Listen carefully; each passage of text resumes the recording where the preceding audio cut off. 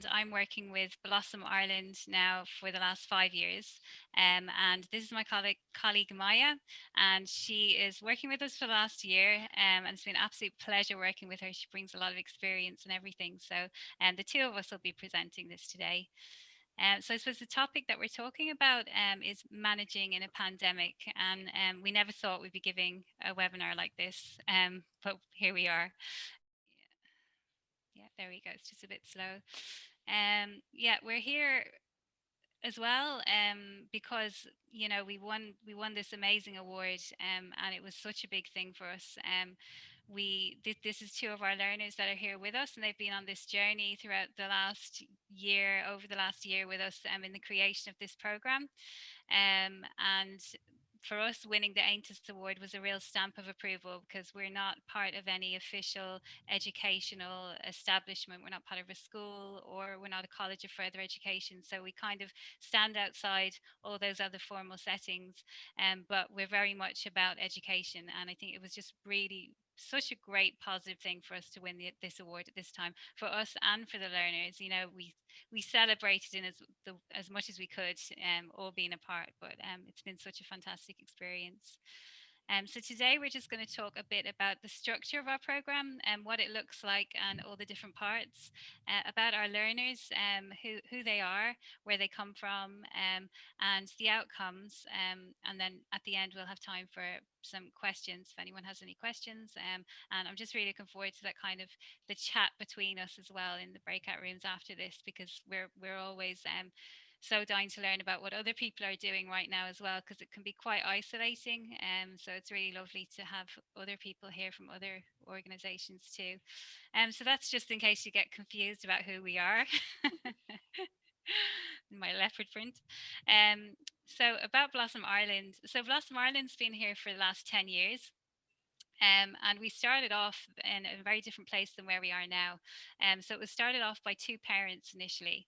And it's always been funded through, smaller grants, bigger grants, fundraising, you name it. It's helping fund Blossom at the moment. And we started off working with younger children, and it was very much occupational therapy based, and it came about because of a need, for children to attend camps and fun type recreational activities, but at that time there just were none. And our CEO figured this out herself through her own son. So it was herself and another mother that started off Blossom, and it started off there, and it grew, and the children that were part of that service grew also.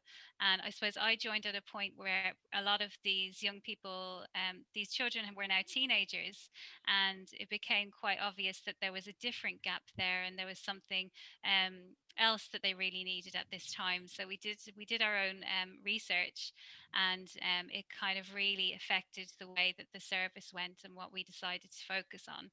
Um, so I'll talk a bit more about that now. But who we work with, so we work with, at the moment, young people between the ages of 15 and 25. Um, we work with young people who are in school and young people who are not in school anymore, young people who are attending other services, or other courses, from all kind of walks of life, I suppose, from that age group. And the people that we work with all have an intellectual disability, and often another diagnosis with the intellectual disability as well, such as autism, Down syndrome, too. So we have to make sure that our service and the way we teach is very accessible, and it reaches all learners. Um, so they're actually some of our learners there. And Howard, in the bottom right hand corner, he actually works with us now as well. He's an employee. He's gone through the program, and he works with us as a peer mentor now with other young people. So it's really nice to see their faces again. So how we got here. So it started off this is Rory, and this was at a much younger age in the camps. You know, it was very occupational therapy based. Over time, we did focus groups with families and young people, and we really wanted to make sure that it was so hard to get the funding that we did, that we were putting it in the right place, and that the activities and all the organization and the staff and everything that we're getting together had the most benefit. So what we found was that young people that were planning on leaving school um, wherein there were lots of sort of gaps there of things that they weren't getting to access, that other young people, non-disabled people, were able to access quite freely. So the things that came up were they were not able to learn more about their interests, so they could make choices about what they wanted to do when they left school. There were some skills like planning and organization, some social skills, skills for interviews, traveling, and independence type skills that they just weren't really getting to do, outside of the school setting either. So this became quite important, and we decided to focus on this. We only had a small amount of time because most of the guys that we worked with were in school. We work with a lot more now that have left school as well, and so we mainly worked weekends and evenings, and we formed our own quite structured curriculum, with set learning objectives, and we were flexible within that, but we had to be quite focused and skills based on what we were working on. So now at the moment we have our own curriculum, which we call the personal empowerment program, because we realized over time that actually everything we were doing was leading to empowerment. That was what we wanted at the end of the day, that they were empowered to make choices, to make decisions, to know their strengths, and to have skills, and to know they have those skills to progress and do the things that they want to do with their life. So that's how we got there. So the areas that we focus on are social skills. So for some young people, they might not actually get the opportunity to really meet with many other young people outside of the school setting as well. So our on-site services up until this point did provided that, as well, and we worked on different types of social skills, and a lot on assertiveness, because we found that confidence and assertiveness were things that were really coming up as issues for a lot of the young people. Being able to say yes and no, no, I don't want this, was something that needed to be worked on at that level even. So preparing for life after school, so all those little things, the organization, the planning, the learning about different interests, the learning about what's out there in the world and what their choices and their options are. And then community life skills was very skills based, learning how to take a bus, read a timetable, use money, things like that, that they would really need to do. Or if not money, a card, finding things that worked for them so they could be independent. And what we did kind of focused around those three areas. So then we, over the last year, developed our blended learning program, and we had talked about doing this, but we were pushed into it very quickly. Like we had to, just like everybody else. So for us, we had been trialing ways up until this point of extending the reach of our services, because we had a certain amount of young people that were with us on site every week, but that was it. It was very hard to extend the services to more people beyond that. And we had people from different counties asking, can you do something like that up here?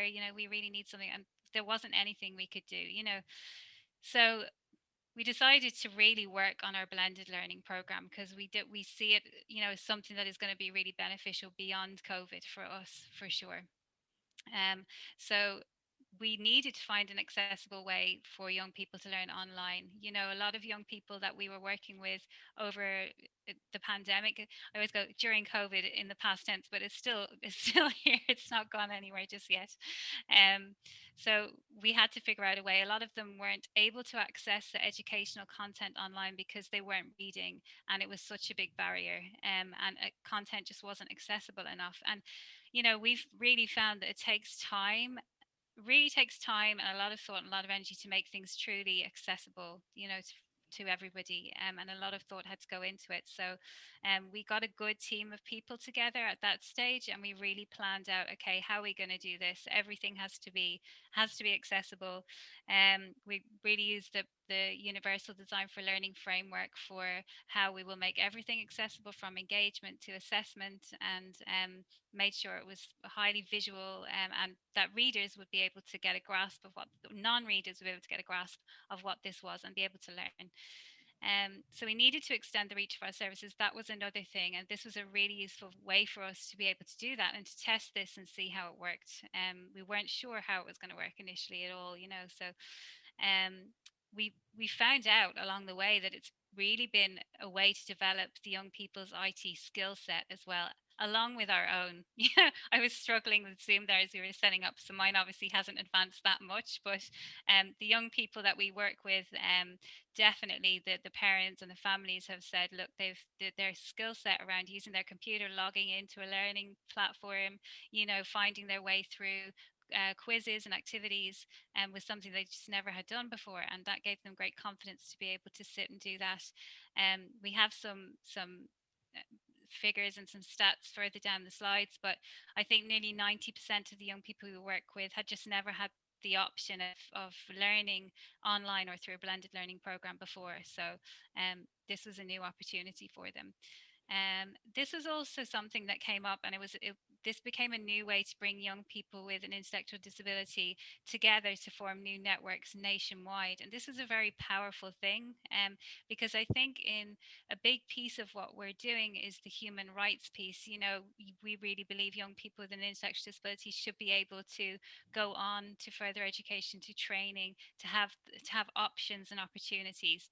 And this network and forming new relationships across the country with people that are beyond their sort of smaller circles, is a really powerful thing. We're just starting to see now how powerful that can be. We hope to eventually be able to have big on-site events and bring all these learners together, which is a really positive part of all of this.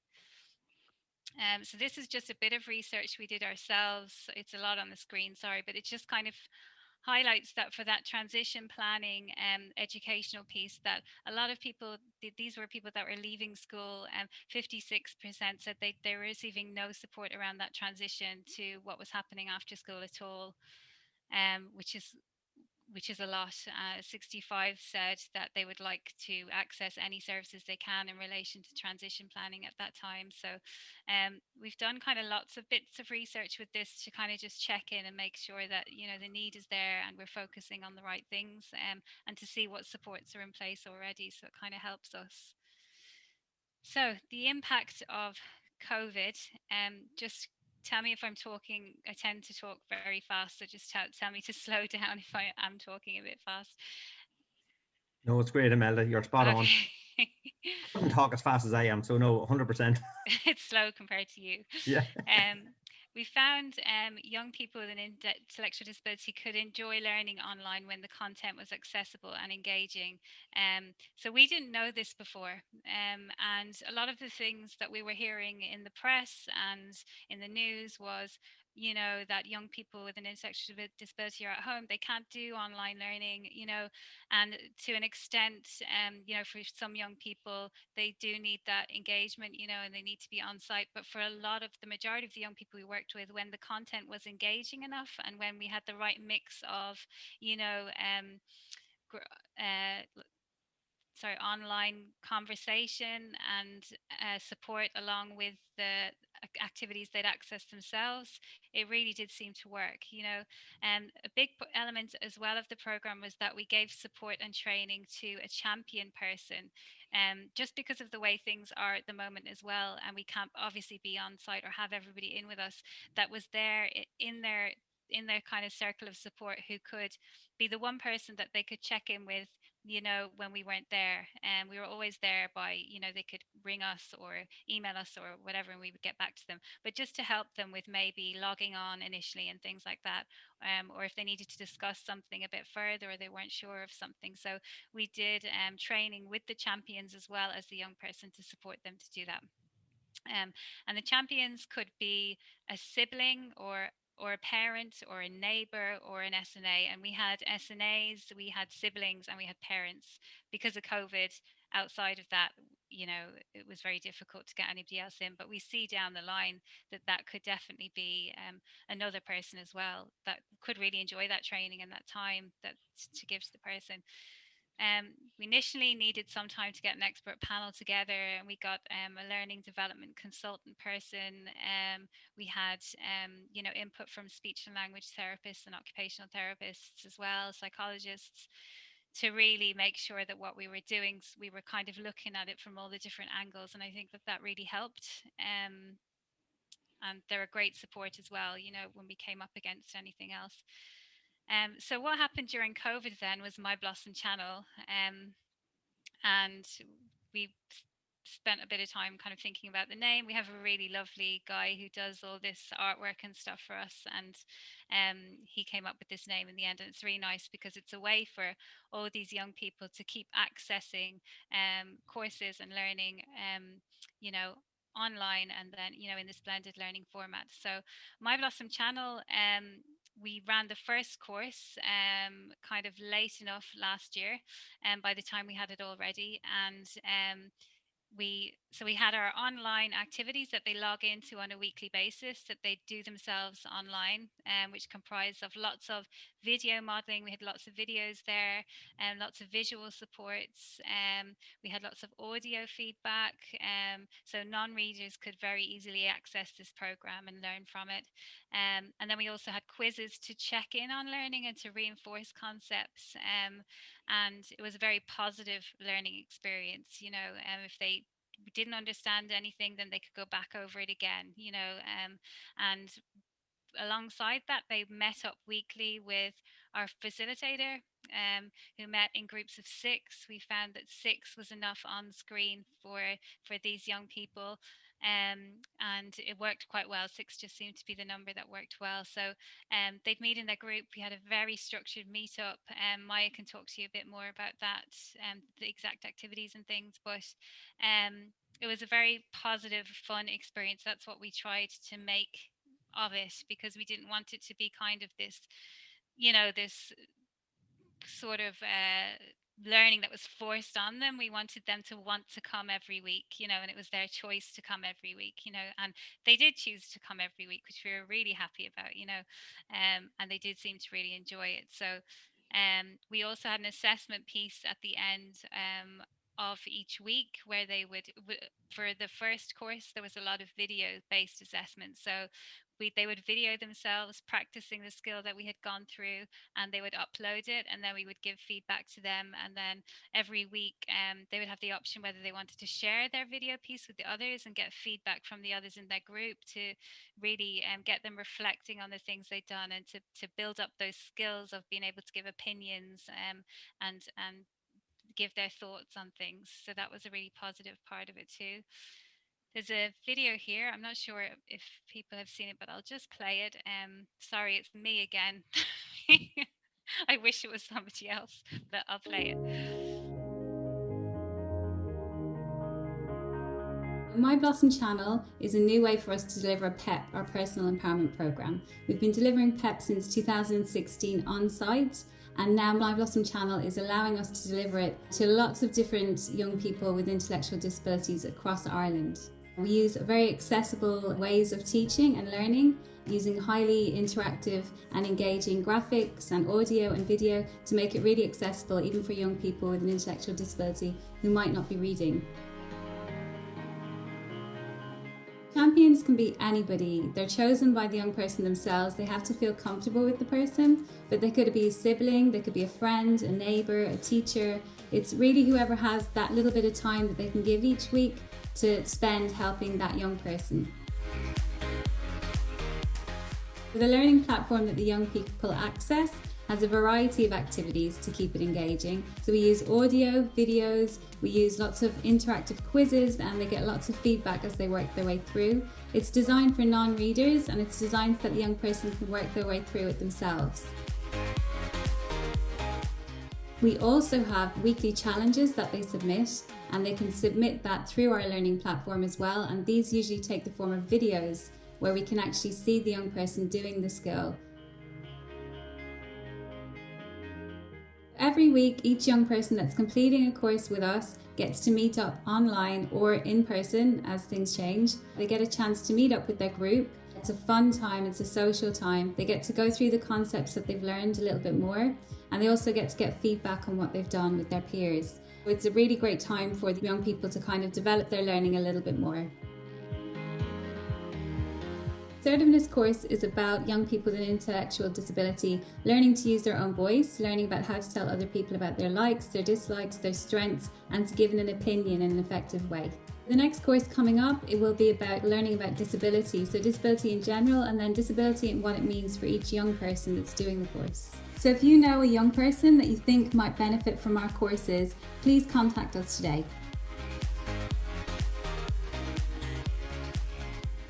So I think Maja is gonna take over from here, and Maja has been heavily involved in delivering the program from the onset, so she's very well qualified to talk you through this now. Thank you, Imelda. So I'm going to talk a bit about components of my Blossom channel, and I'm going to run through some figures with you a bit later. So what makes my Blossom channel different and unique is its fully accessible approach to learning for young people with intellectual disability. So as Imelda already said, main components of my Blossom channel are online learning activities, weekly video challenges, and weekly group meetup, which happen online on Zoom.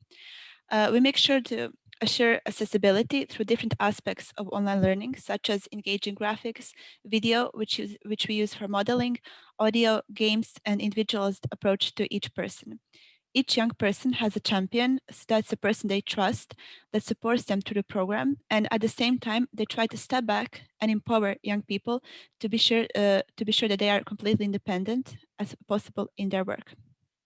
During weekly meetups, we have 2 facilitators at each time with 6 of our young people, and they introduce different types of activities aimed to help young people generalize what they learned online and use it in a social context. So we have different types of activities, and the meetup is really structured well. So we have our icebreaker activities, we have our bit when we talk about emotions, for which we use these emojis to help young participants talk about emotions and causal attributions. We have some icebreaker activities. We talk about weekly lessons. We have some music break, movement break. We have breathing exercises, and we also have our debates where we encourage young people to talk about what they learned.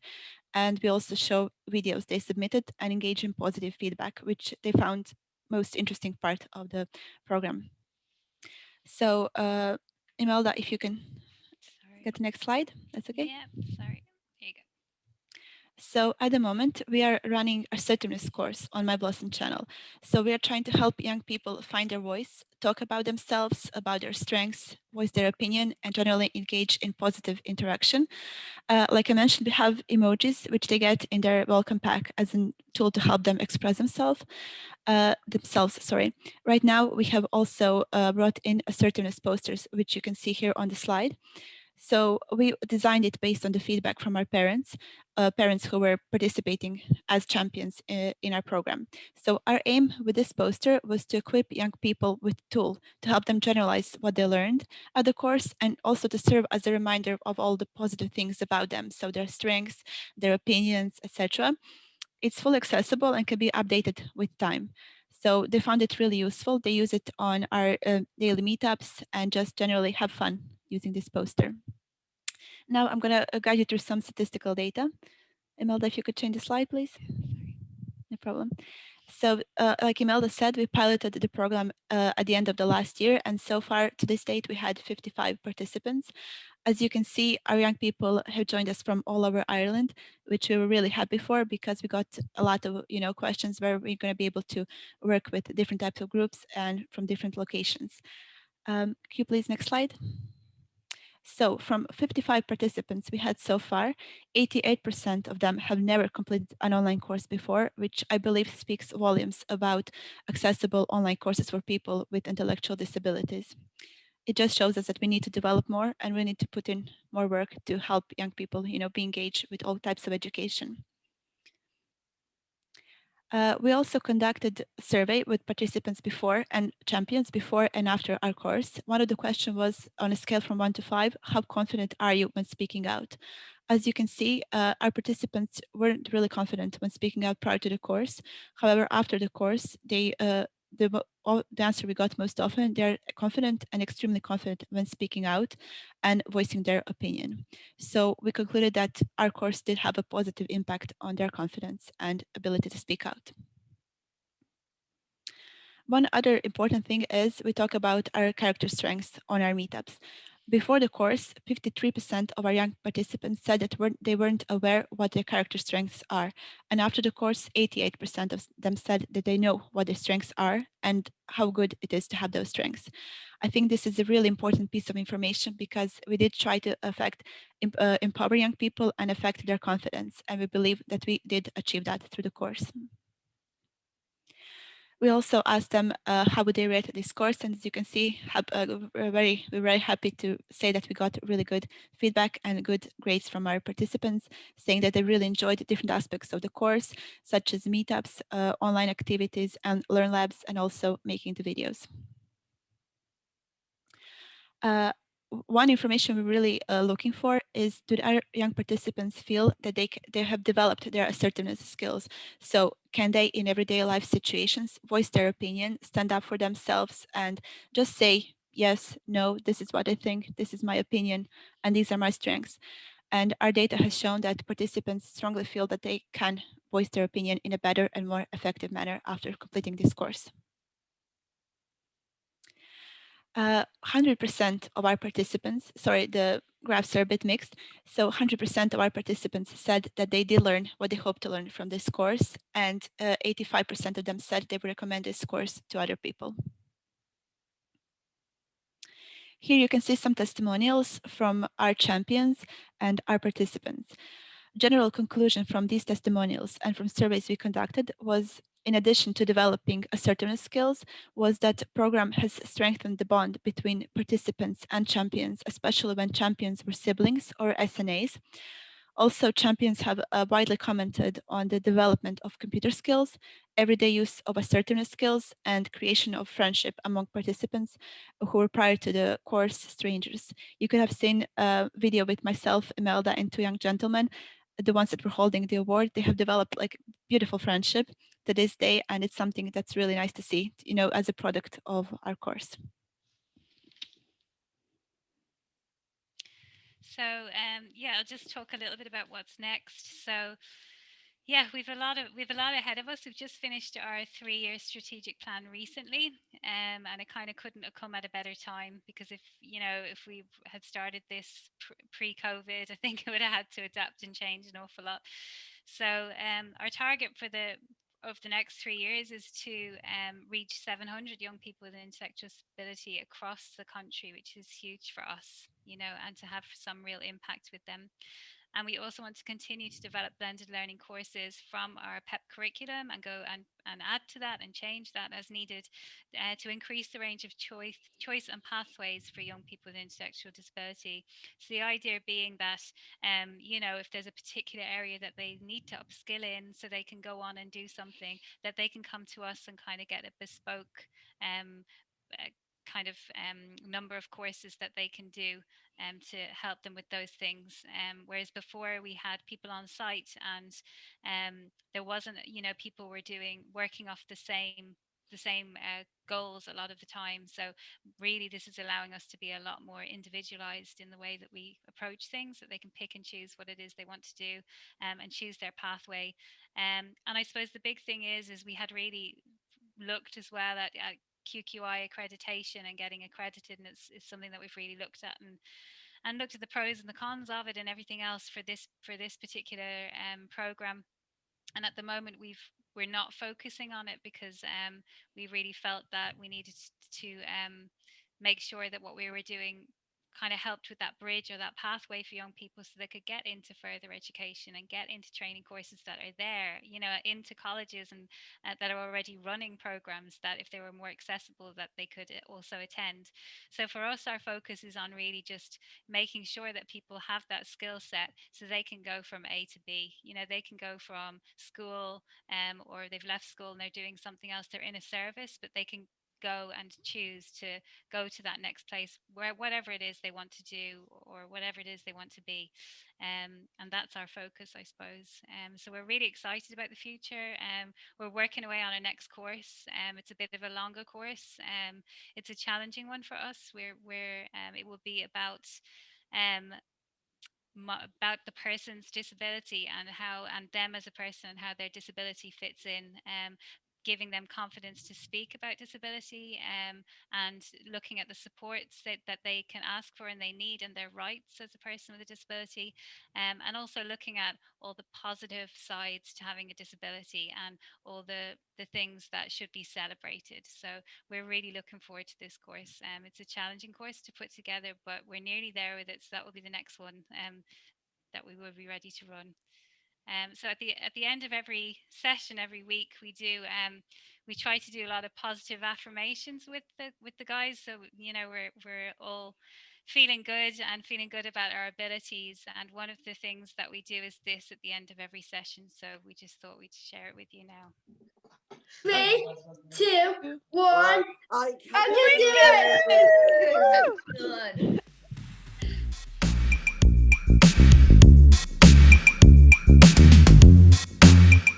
First of all, I wanted to say to Imelda and Maja, fantastic job.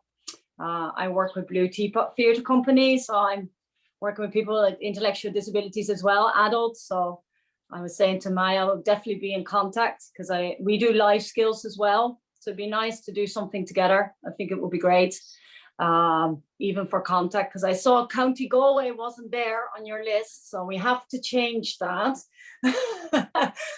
But yeah, it's fantastic work, well done, and especially even applying for a Star Award in the middle of COVID is quite amazing. I know we were up to our eyes with work trying to keep the students all running, so we kind of really complemented Blossom Ireland really in our group, and we talked about inclusion and how it's a term that is used very freely but isn't always really practical. I'm sorry, I've been in Holland for a few weeks. My English is all over the place at the moment, so I was playing soccer, Barry. I'm only joking. So yeah, that's kind of what we spoke about. And Annette was with us from Age Action, and she said how fantastic it is that people learn, and not just to get certification, but they do it for themselves and get confidence out of that, and how important that is. And I totally agree with that. It's not always about a piece of paper, it's about confidence building, and that's what we do a lot as well. I remember mentioning to him, like it was a really lovely program, and just even like developing the platform, you know, was pretty cool. And I think that's where a lot of us kind of struggled, I think, with the pandemic as well, is we had learners that we used to engage with in a particular way, but we weren't able to convert that and turn it around so well. So really just complimenting the program. I suppose we're just applauding the work of Blossom Ireland and the work they've done to date, and the fact that it allowed for empowerment of those involved. And I suppose my own, I'm new to brand new job started last week in Cranmore, the Regeneration Project. So bringing some what I've learned today to that will be brilliant. And thank you very much. And Barry, thanks for putting me out there.